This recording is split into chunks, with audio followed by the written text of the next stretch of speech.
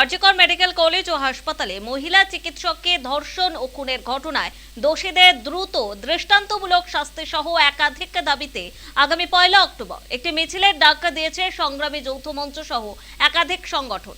শিয়ালদহ থেকে শ্যামবাজার মোড় পর্যন্ত মিছিল করা হবে বলে শনিবার সাংবাদিক বৈঠক করে জানিয়েছে সংগ্রামী যৌথ মঞ্চের পক্ষ থেকে।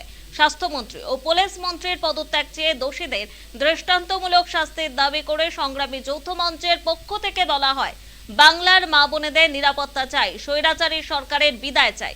তাদের বক্তব্য, উৎসবকে জীবন থেকে বাদ দেওয়া যায় না, আমরা পুজো চাই কিন্তু উৎসব নয়। তারা জানিয়েছেন, যতক্ষণ না আরজিকরের নির্যাতিতা বিচার পাচ্ছেন ততক্ষণ লড়াই থামবে না।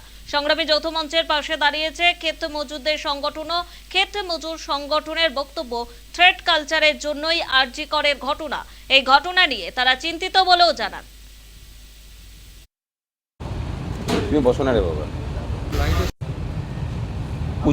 কেন্দ্রীয় মেহনতি ইউনিয়ন, অসংগঠিত ক্ষেত্র শ্রমিক সংগ্রামী মঞ্চ এবং আরও অনেকগুলো মঞ্চ, তার মধ্যে চাকরি প্রার্থীরা আছেন, আদিবাসীদের একটা সংগঠন আছে, সকলে মিলে আমরা একটা মঞ্চ তৈরি করে সারা রাজ্য জুড়ে আরজিকরের ঘটনার পরে যে জনবিক্ষোভ তৈরি হয়েছিল তাকে কেন্দ্র করে যে আন্দোলন, সেই আন্দোলনের নতুন অভিমুখ রচনার জন্য আমরা নামতে চলেছি।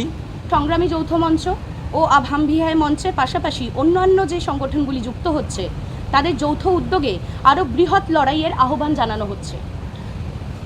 আগামী 1 অক্টোবর 2024 বেলা 1টায় শিয়ালদা থেকে শ্যামবাজার পর্যন্ত মহামিছিলের মধ্যে দিয়ে শুরু হতে চলেছে এই যৌথ সংগ্রাম।